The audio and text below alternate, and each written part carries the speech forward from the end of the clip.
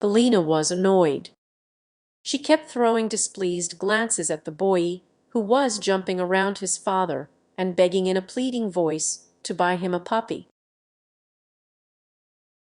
"I want a puppy. I want," begged 5-year-old Macker, and Galina wanted to grab this little terrorist and give him a good drubbing.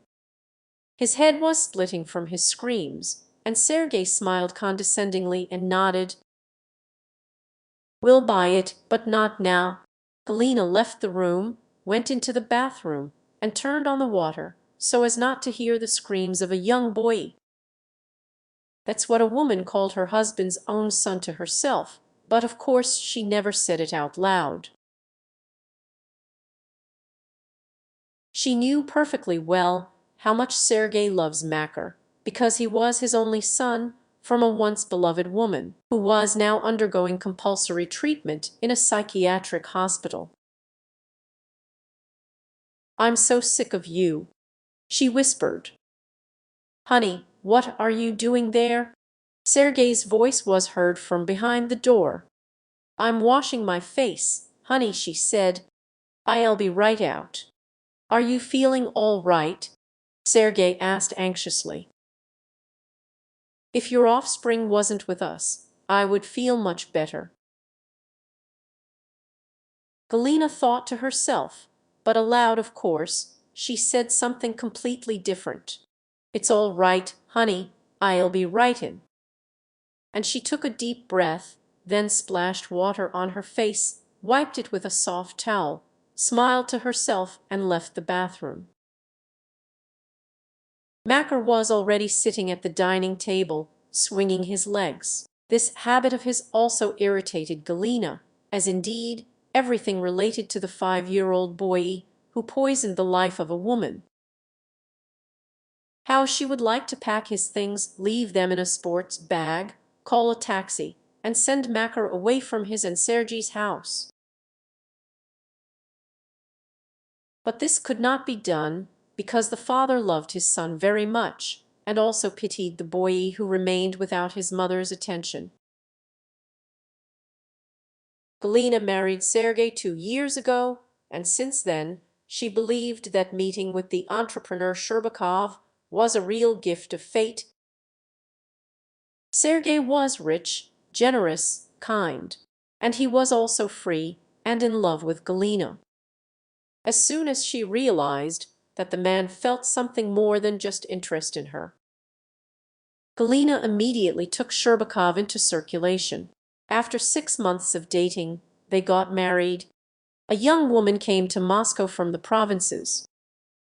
Until the age of 23, she lived in such a wilderness which she did not want to return to under any circumstances. Moreover, her older sister, who had long since left her father's house, successfully married and was a role model for Galina. And although Olga has long since divorced her husband, she still has an apartment in the capital, her own business, and also the confidence that she will definitely not return to her village, from which she managed to escape with such difficulty. Galina didn't want children, and it turned out so well for her that her husband had a child from his first marriage, who lived with the man's first wife. Galina was satisfied with everything exactly until Makar got into their house, breaking the harmony of life that Galina had been building for more than 2 years. "Makar wants a dog," Sergei said softly to Galina when they sat down to dinner. The boy had already eaten, he was playing in his room, and Galina began to calm down a little. Now her husband's words again raised a storm of protest in her. "And what? I want a lot of things too." Galina said this sharply, and then looked at her husband in fright.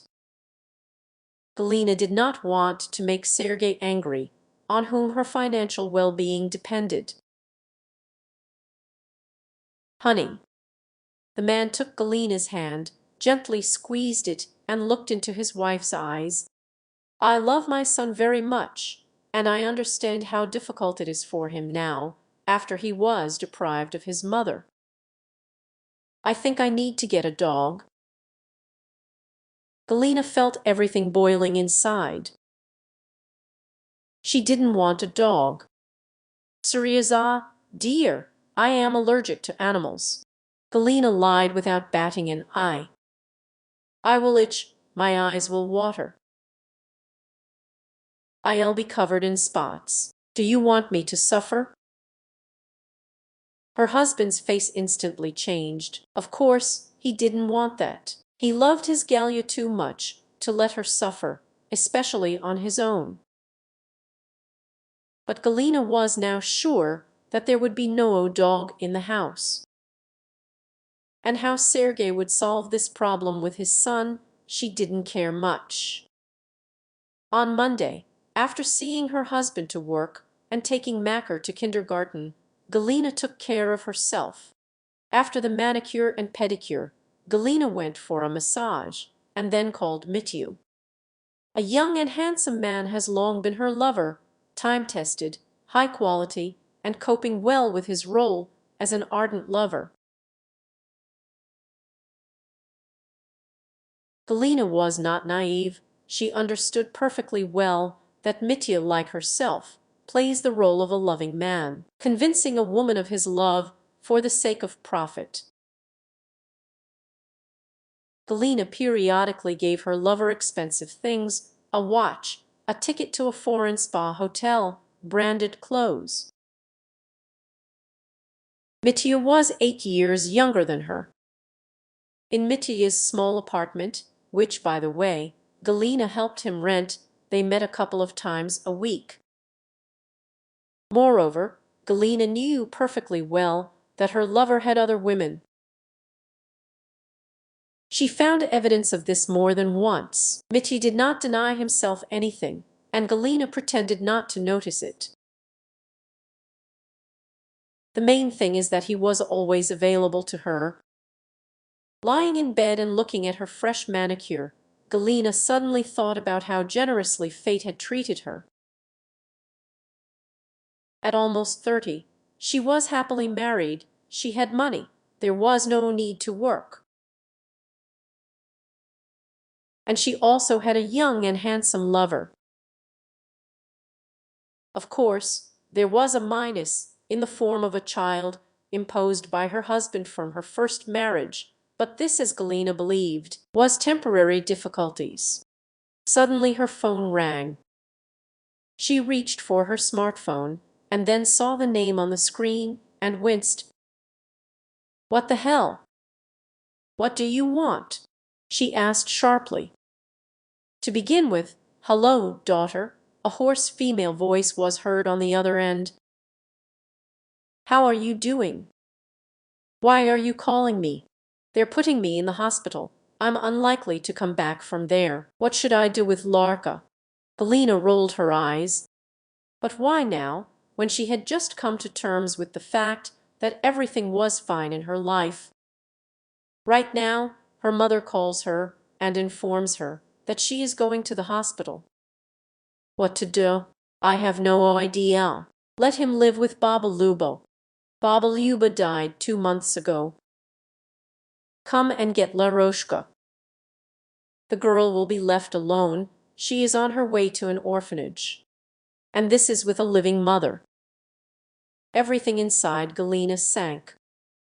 She had already forgotten that she had a daughter.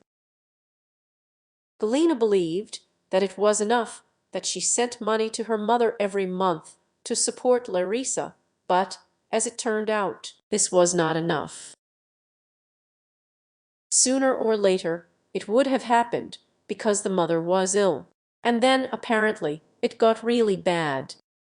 Once Galina's mother was a heavy drinker, then suddenly came to her senses, but it was too late. Larissa was 8 years old.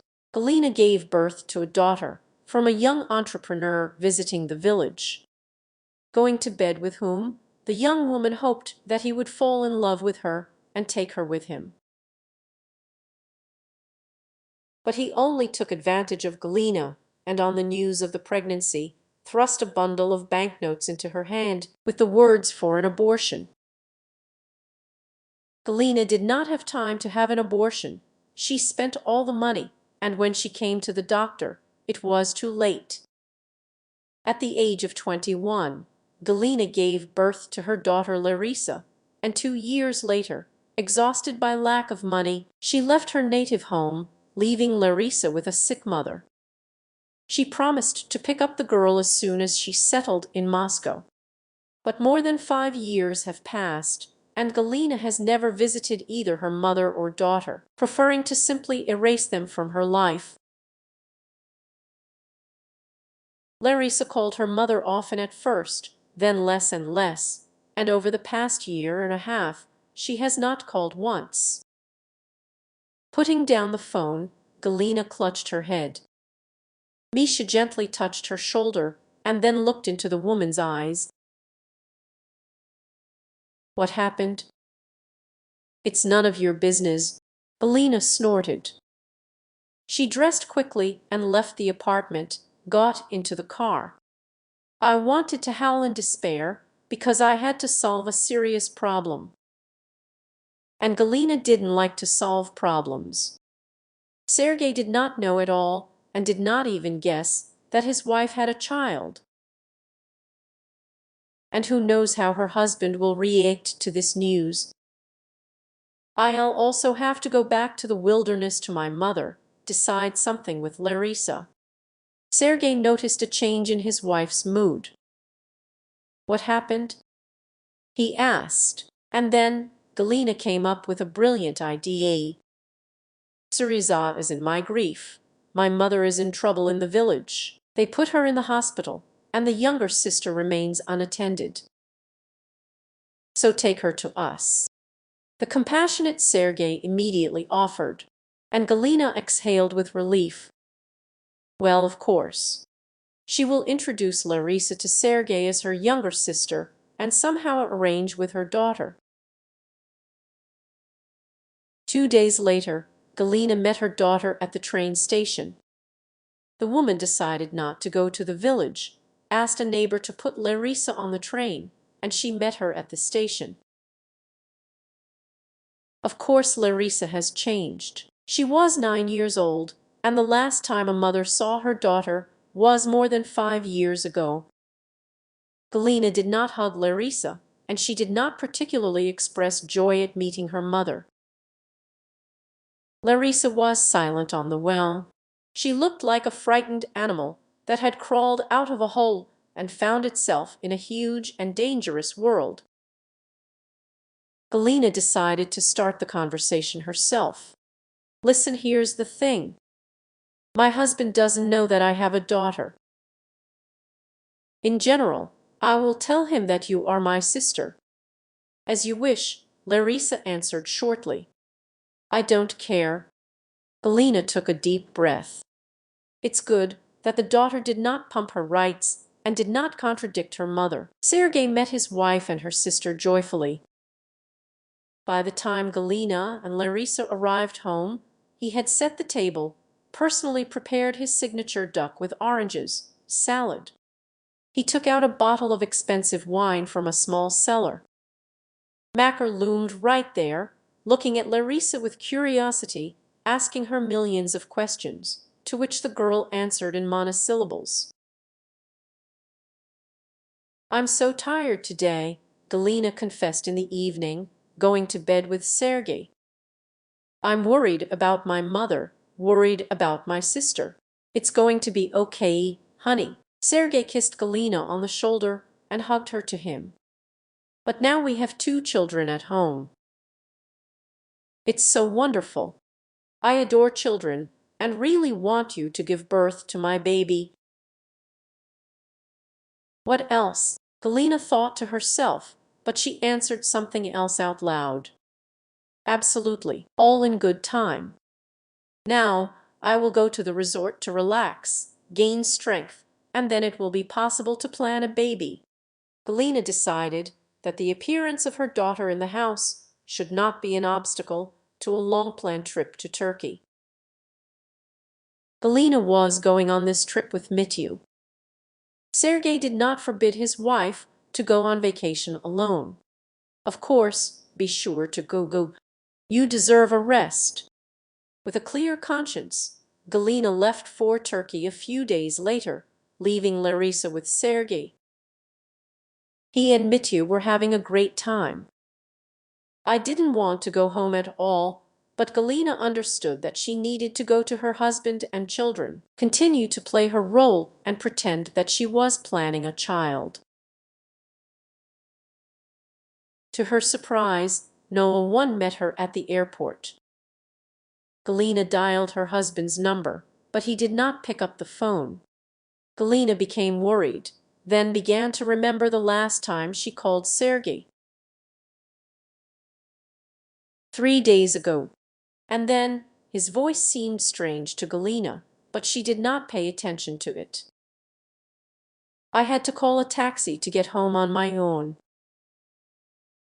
I arrived at the gate, pressed the remote control, but the door did not open. Galina became even more nervous, but then she heard the phone ring. It wasn't Sergei. "Good afternoon, Galina Nikolaevna," she heard some strange male voice. "Have you arrived yet?"